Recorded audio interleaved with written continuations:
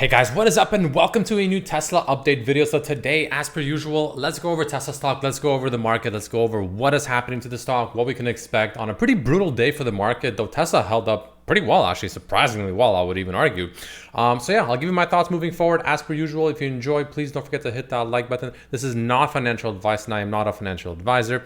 And of course, my membership section on YouTube is live. So if you enjoy my kind of analysis, technical analysis, updates, etc., I do share that every single day in my membership section for just $3 a month, or for $5 a month, you get access to the previous year for $3 a month, where I share Tesla updates and other stocks and sometimes the broader market as well. But like I said, for $5, all of that as well, plus NVIDIA daily updates if you're interested in that as well. So anyway, let's jump into it.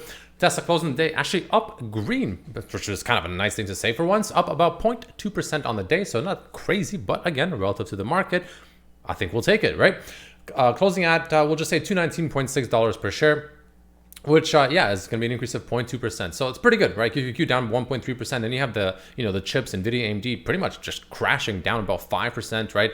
So Tesla holding up really, really well. But to be fair, I mean, this thing has already went down pretty substantially, at least, relative to the 265 range. Let's see, what percent is this? If you bought, let's say, if you time the top, like people love to do sometimes, it's down already 17% and not too long of a time, right? Like how many days has this been? Let's take a quick look. From here to here, it has been 11 bars or 15 days, but 11 trading days. So yeah, pretty much 2 weeks of trading days and we're already down quite a lot.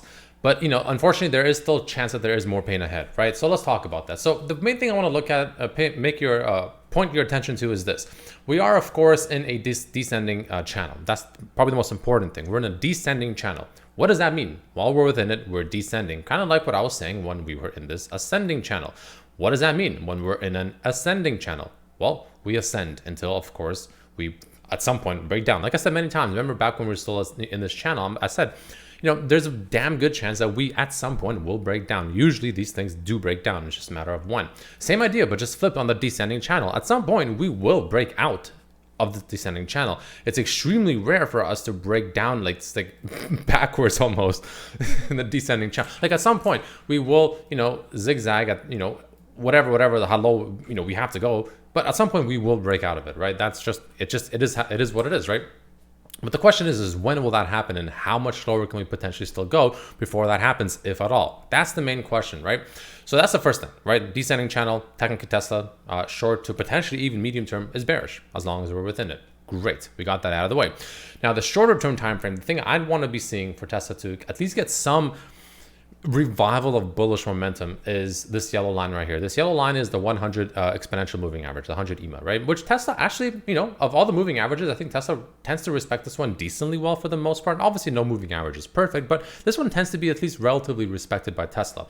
And we're pretty much right at it. Unfortunately, we're just barely below it. And if you've been wondering why the hell we're just consistently getting rejected at roughly the same levels and we're just consistently closing at pretty much the same levels, it's the 100 EMA. It's just consistently rejecting us. We're just pretty much constantly below it over and over and over. And we just cannot seem to find a way to go back above it. So that's going to be probably the main thing I'll be looking at. It's currently sitting at just above 220.5, right? That's probably the main thing I'm eyeballing right now on the daily chart in terms of potentially getting at least some reignition of some bullish momentum to potentially maybe just at the very least come up to the top of the channel. Let's say, maybe even tomorrow, which can still take us to the, high 220s, right? I think the 230s is out of the equation unless that, literally break out of the channel, in which case I think we'll go higher.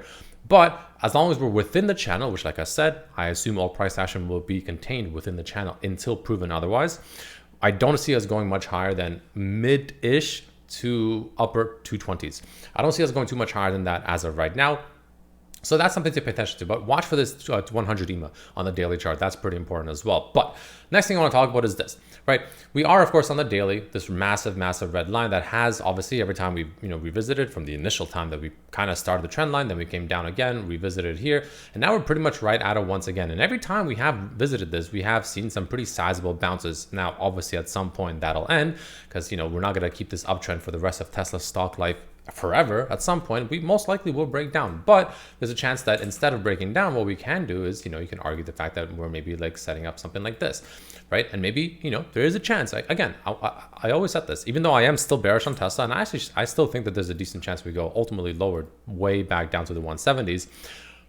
I'm not completely oblivious to the fact that there is a very real possibility that roughly the price that we're at right now, right? This kind of like, 218, 215, like it's kind of two mid-teens-ish range could be like the bottom, at least for a while, right? And what can potentially play out, and this is kind of my, putting my bullish cap on, is if we do hold this red trend line and we do find a bounce from this and we do break above the 100 EMA and we do break out of this descending channel. Probably the descending channel is the most important thing. Breaking out of the descending channel without breaking this red line. Kind of how I said breaking down from that ascending channel, but after breaking 265 or 270, remember that? Same idea, just kind of flipped. I'd want to see it pretty much not go lower below 215 to 213, which is pretty much where this red line is, which is pretty much the low of yesterday, while also then breaking out of the channel. Like you'd want to see those two things happen ideally, right? While we're maintaining above 213, 215. If we can do that, then one potential like slightly bullish scenario I see playing out is, well, we just kind of bounce back up to this trend line, which will take us honestly, maybe even back up to the 250s, right? Well into the 250s. That can easily take us there. But again, this is me putting on my bullish cap. Will this actually happen? Who knows? Because I'm not gonna lie, the markets today, after today's price action, unless it's a massive bear trap, the markets don't look very bullish, right? This is a pretty bearish situation in the markets, right? For instance, QQQ, potentially a false breakout here, right? Breaking out with a gap up and then just crashing back well below that. That's not really ideal. Even SPY setting up potentially what looks to be a bearish engulfing, though it is right at the trend line. So, there's a place for SPY to bounce. It's pretty much the low of today. But if SPY doesn't bounce here and it comes back under this green line, that's another false breakout. And the market will most likely get pretty bearish pretty quickly if that were to happen. So, we're heading into a massive election, so there are some signs of concern. Now, one thing I do want to mention is this also, right? I actually reorganized my indicators down here a little bit, and I'm sure maybe some of you noticed, and I actually removed one of them. Well, I didn't remove it. I hid it down here, the SMI, which, like I said many times, is one of my favorite indicators. You might be wondering, okay, well, why the hell are you hiding it? Well, I actually replaced it with the stock MTM here. Very similar purpose. The reason I replaced it is because it serves a very similar purpose, right? It's a trend defining type indicator, showing trend, showing oversold, overbought conditions, right?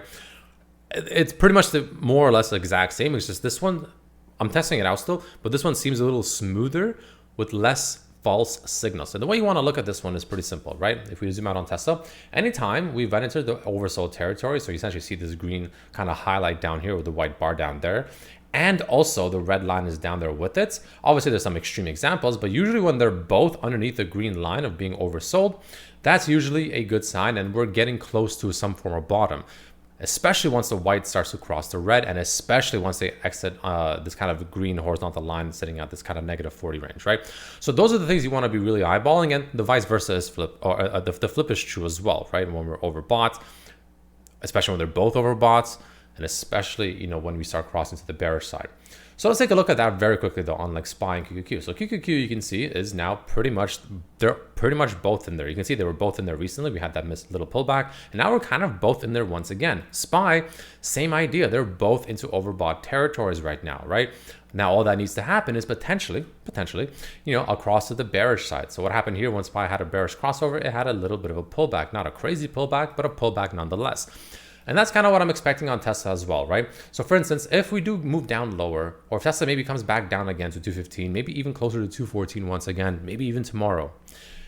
If I see both of these indicators down here, that's going to be a good sign that, we're getting close to a bottom, especially when we start getting across, and especially once they both exit that green line and get back above it. So that's kind of the idea behind it. The issue is the fact that for us, it might take more than 214 for us to drop lower for both of them to get to that oversold territory. That's kind of my main concern right now, which is why I don't really see a massive edge on Tesla here, because for it to really get oversold, for Tesla to really start entering territories where it's just, man, this thing is just super duper oversold, right? It would have to break below this trend line. It would have to break below this trend line and most likely come back down to close to literally $200 per share, 207, 203.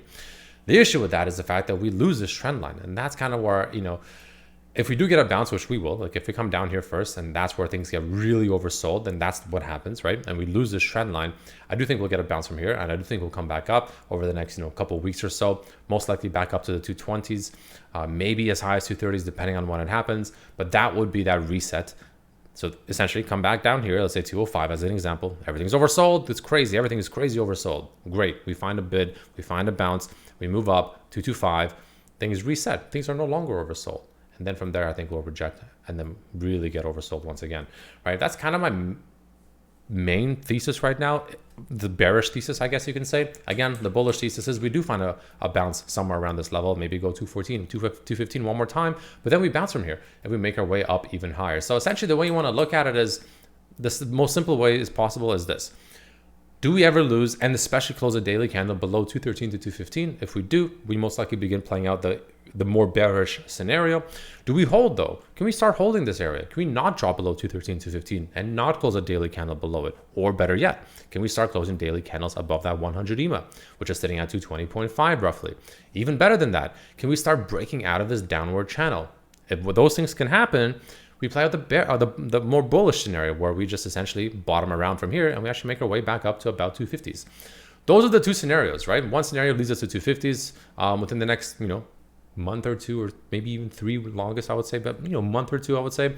Or we play out the bearish scenario where we do lose those levels. We do lose 213, 215, and we most likely make our way back down to low 200s. Then I think we'll most likely get a bounce. And then I think we make our way even lower from there. So essentially, again, bam, bam, bam, or bam, bam, bam. That's kind of my two projections right now. And it really comes down to whether or not we hold these levels in the coming, days, if you will. My only concern with that is the fact that the market is, we'll see how the market responds, especially going into this election. We'll see how it decides to react. The market is, again, kind of overbought still, in my opinion, short term.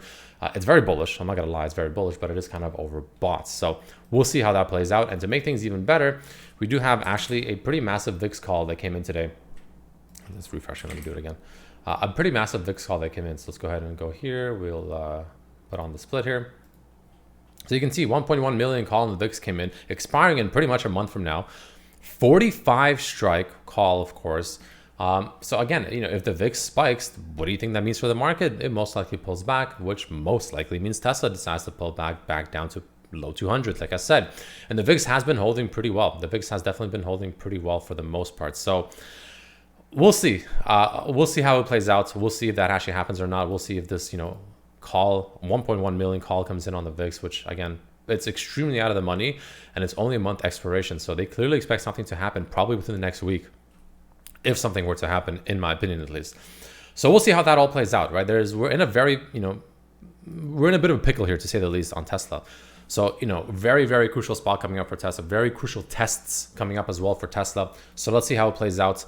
Let's see how it holds. The major levels to look out for that I'm looking out for as well. But again, I'll always update you guys on these videos post-market. And our members will always get my updates intraday as the market is trading. But yeah, all that being said and done, thank you so much for watching. And as usual, see you for the next one. Peace.